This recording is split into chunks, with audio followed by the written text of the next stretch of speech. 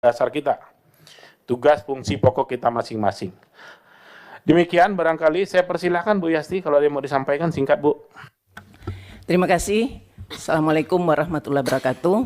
Yang saya hormati, saya banggakan pimpinan dan teman-teman Komisi 5 DPR RI. Yang saya hormati jajaran Menteri Kabinet Merah Putih bersama Wakil Menteri dan Ibu Kepala Badan dan Bapak Kepala Badan. Saya langsung saja, yang pertama kepada Bang Ara, Menteri Perumahan Rakyat. Tentu kami di Komisi 5 DPR RI mengapresiasi betul paparan yang sudah disampaikan oleh Pak Menteri tadi. Dan yang kedua, saya adalah orang yang paling setuju Kementerian Perumahan Rakyat ini ya dipisah kembali dengan Kementerian Pekerjaan Umum. Kenapa? Kita tahu bersama bahwa di tahun 2014 ketika Kementerian Perumahan Rakyat digabung kembali ya dengan Kementerian Pekerjaan Umum, angka backlognya itu backlog perumahan baru 1.200.000. Tetapi ketika dia digabung dengan Kementerian Pekerjaan Umum, hari ini data statistik ya 2023 angka backlognya sudah 9.900.000 dan di 2024 angka backlognya 10.600.000. Angka backlog perumahan. Kenapa? Karena Kementerian Pekerjaan Umum ini tidak aware dengan kebutuhan rumah masyarakat berpenghasilan rendah. Sibuk mengurus Direktorat Jenderal yang lain sehingga untuk kebutuhan dasar masyarakat kita terbengkalai. Nah, hari ini kita dipimpin oleh menteri ya dan wakil menteri yang sangat seksi ya. Luar biasa, ini pendekar di DPR RI dulu. Di samping juga programnya juga sangat seksi. 3 juta rumah dalam setahun. Saya memang masih pesimis, tetapi saya sangat optimis melihat kualitas menteri dan wakil menteri yang ditempatkan oleh Pak Presiden kita di kementerian ini. Hanya saja Pak Menteri, harus saya sampaikan bahwa 3 juta rumah ini, apakah ini semuanya adalah rumah MBR atau rumah secara keseluruhan?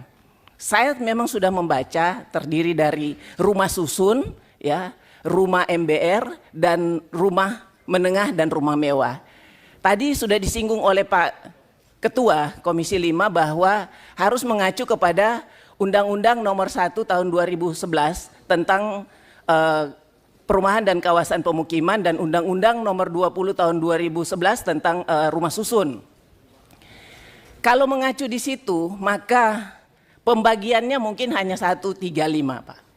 Oleh sebab itu tadi ditawarkan oleh Pak Ketua, kalau memang ini untuk kebutuhan masyarakat berpenghasilan rendah perlu direvisi undang-undang ini, ya kita dukung itu.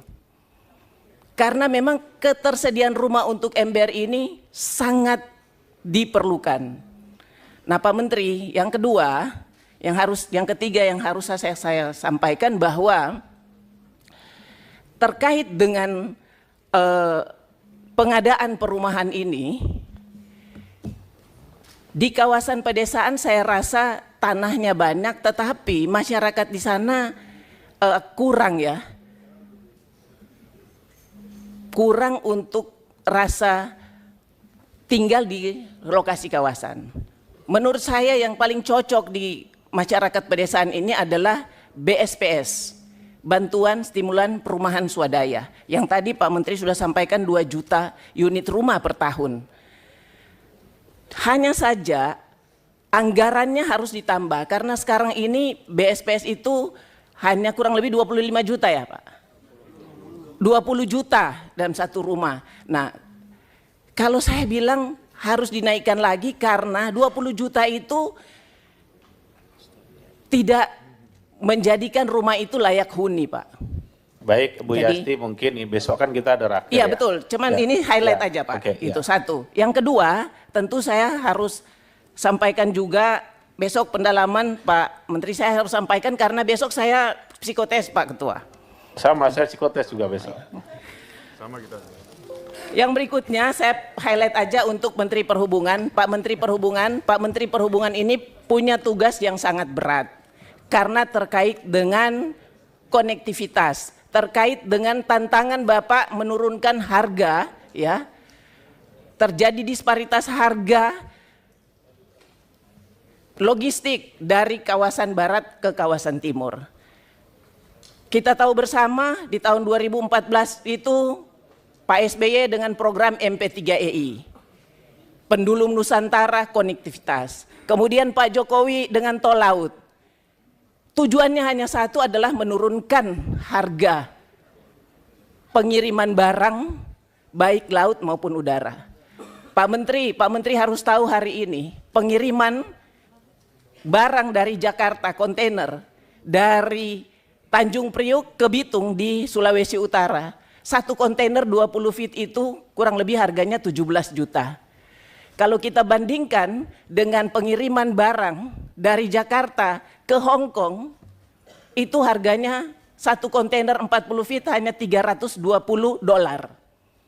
Luar biasa perbedaannya, yang sana 17 juta, yang sini $320, mungkin 7,5 juta. Ke luar negeri, ke Hong Kong, yang jaraknya lebih jauh dari Jakarta ke Manado. Kalau kita naik pesawat Jakarta ke Hong Kong 4 jam. Kita naik pesawat Jakarta ke Manado itu hanya 3 jam.